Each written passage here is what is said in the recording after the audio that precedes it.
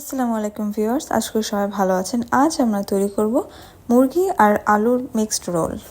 প্রথমেই আমরা ডো বানানোর জন্য একটি বাটিতে সামান্য পরিমাণ পানির ভেতরে 2 চামচ গুঁড়া দুধ নিয়ে নিব। এটা 4 চামচের 2 চামচ। তারপর আমরা এটাকে ভালোভাবে মিক্স করে ফেলব। মিক্স করা হয়ে গেলে আমরা এতে 2 চা চামচ পরিমাণ ইস্ট দিয়ে দিব। তারপর আমরা 2 চা চামচ চিনিও দিয়ে দিব এর ভিতরে।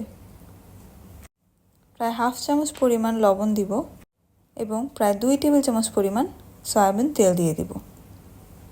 এর ভিতরে আমরা 2টা ডিমের শুধু সাদা অংশও দিব, দিয়ে ভালোভাবে এটাকে মিক্স করে ফেলব।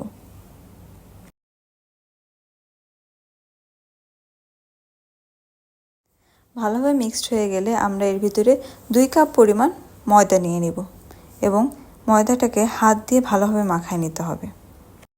দেখতেই পারছেন কীভাবে হাত দিয়ে এটাকে মাখাচ্ছি। এভাবে আস্তে আস্তে মাখাতে মাখাতে পুরো ডোয়ের মতো হয়ে যাবে।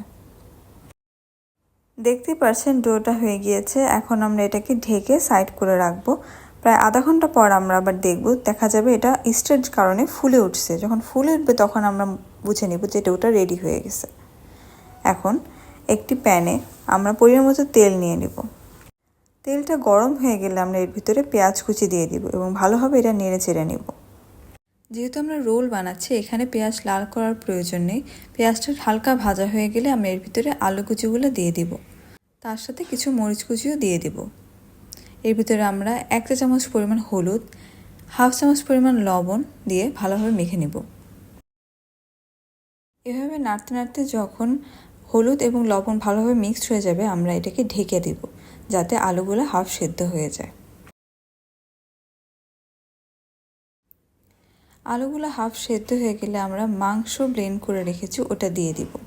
এটা মুরগির মাংস আমরা ব্যবহার করেছি এখানে। মুরগিটা যখন আমরা ব্লেন্ড করেছি তখন এর ভিতরে আমরা হাফ চামচ পরিমাণ আদা এবং রসুন বাটা দিয়ে নিয়েছিলাম। এখন আমরা আলুর সাথে এই মাংস ব্লেন্ড করাটাকে ভালোভাবে মিক্স করে নিব।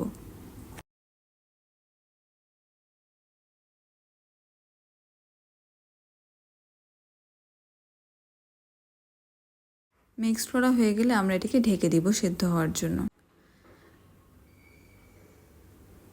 সবজিটা যখন প্রায় সেদ্ধ পর্যায়ে চলে গেছে, মানে রেডি হওয়ার আগ মুহূর্তে আমরা সস দিব। সসটা অনেকখানি পরিমাণে আমরা দিয়েছি, যেহেতু আমাদের বাচ্চারা সস অনেক পছন্দ করে, তাই সসের পরিমাণটা একটু বাড়িয়ে দিয়েছি। আপনারা আপনাদের ইচ্ছা মতো দিতে পারবেন। দেখতেই পাচ্ছেন রেডি হয়ে গিয়েছে আমাদের রোলের ভিতরের পুর। এখন আমরা দেখব আমাদের যে ডোটা আমরা সাইড করে রেখেছিলাম ওটা হয়ে গিয়েছে কিনা। ডোটাও দেখুন অনেকখানি ফুলে গিয়েছে, বোঝা যাচ্ছে ডোটা একদম রেডি হয়ে গেছে রোল বানানোর জন্য। এখন আমরা হাত দিয়ে আরও একটু মাখিয়ে নিব যাতে ভিতরে যে বাবলটা ক্রিয়েট হয় সে বাবলগুলা বের হয়ে যায়। এখন আমরা ডো থেকে ছোট ছোট টুকরা নিয়ে গোল গোল করে এটাকে রুটির মতো করে বেলবো, কিন্তু এই রুটিটা গোল হবে না, আমরা লম্বালম্বিভাবে রাখবো, কারণ যেহেতু আমরা ভিতরে পুর দেবো, রোলটা পেঁচাতে হবে, তো সেক্ষেত্রে লম্বালম্বি করলেই সুবিধা হবে।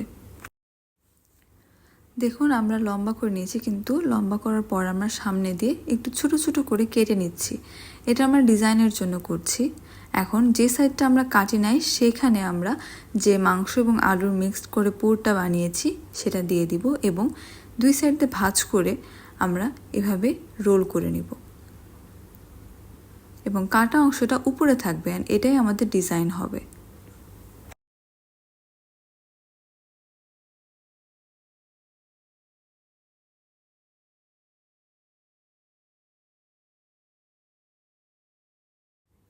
দেখতেই পাচ্ছেন ডিজাইনটা কীরকম হয়েছে। অনেকে মনে করতে পারেন যে এটা বের হয়ে যাবে কিনা, যে না, এটার ভিতরের পুরটা কখনোই বের হবে না, কারণ অনেকগুলো লেয়ার হয়ে গিয়েছে। আমরা প্রায় অনেকগুলাই বানিয়েছি, যেহেতু আমাদের বাসায় গেস্ট আসছিল হঠাৎ করে, তাই আমরা হঠাৎ করে এই রেসিপিটাই মনে হলো যে অনেক কম টাইমে বানানো যাবে, তাই এটাই আমরা বানিয়ে ফেললাম। এখন আমরা যে ডিমের সাদা অংশটুকু আমরা দিয়েছিলাম ডোয়ের ভিতরে, তার কুসুমগুলা আমরা এর উপরে দিয়ে দিব। এখন এই রোলগুলোকে ওভেনে বেক করতে হবে। আমরা রোলটা তেলে ভাজবো না, ওভেনে বেক করব। দেখতেই পারছেন রেডি হয়ে গেছে আমাদের রোল। উপরের অংশে যে ডিমের কুসুম দিয়েছিলাম যার কারণে এটা লাল হয়ে আছে এবং দেখতেও সুন্দর লাগছে। এবং খেতেও অনেক মজা হয়েছে এবং আমাদের যারা যারা গেস্ট এসেছিল সবাই খুব প্রশংসা করেছে।